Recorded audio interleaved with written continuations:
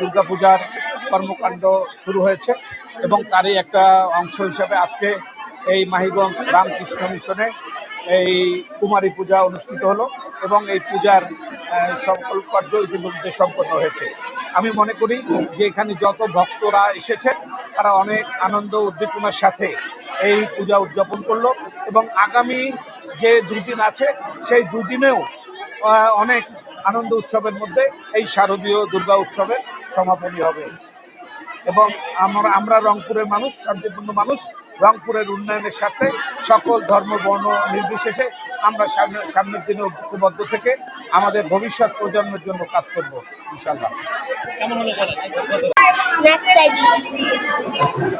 জানতে চাই যে আজকে তোমাকে সবাই পূজা করবো, কেমন লাগলো? ভালো।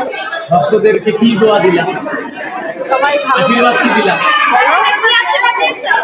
সবাই যেন ভালো থাকে। কি আশীর্বাদ দিয়েছো বলো?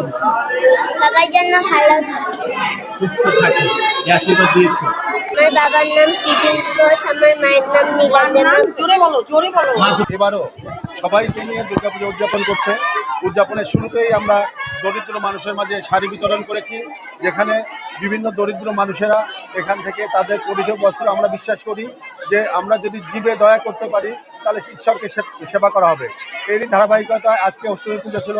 অষ্টমী পূজা অঙ্কে কুমারী পূজা সম্পন্ন হলো। আগামী 2 দিন ধারাবাহিকভাবে চলবে। আপনারা সবাই অংশগ্রহণ করবেন উৎসবমুখর পরিবেশে, এই আশা ব্যক্ত করে সবাইকে আহ্বান জানাচ্ছি। সবাই শান্তিতে সুখে থাকতে পারি, এটাই মায়ের কাছে আমাদের প্রার্থনা। হ্যাঁ, অবশ্যই অবশ্যই এই যে রাজনীতির যে খেলা চলছে এগুলো যেন থেমে যায়, আমরা সবাই যেন শান্তিতে চলতে পারি। এখন কুমারী পূজাটা আসলে কি এটা মন থেকে উঠে আসে, এটা সত্যি মানে মায়ের একটা অংশ বলে একে মনে করা হয়। কুমারীকে একটা মানে ছোট্ট মেয়ে হিসেবে মাকে পূজা করা হয় এখানে। এটা বার্তা দেয় আসলে কুমারী তো হচ্ছে সৌন্দর্যের প্রতীক। আসলে সমস্ত দুঃখ দুর্দশা দূর করার জন্য ভগবান শ্রীরাম যখন দুর্গা পূজা বোধন করেন তখন আসলে কুমারী পূজা উৎসব শুরু হয়।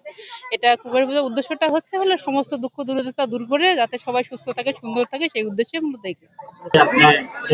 এটা হলো নারী শক্তিকে জাগ্রত করার জন্য আমরা এই কুমারী পূজা করে থাকি। আমরা প্রতি বছরের ন্যায় কুমারীর মায়ের মাধ্যমে এই দুর্গাপূজা উদযাপন করি। জি, এতে হলো আমাদের নারী শক্তি এবং কুমারী পূজা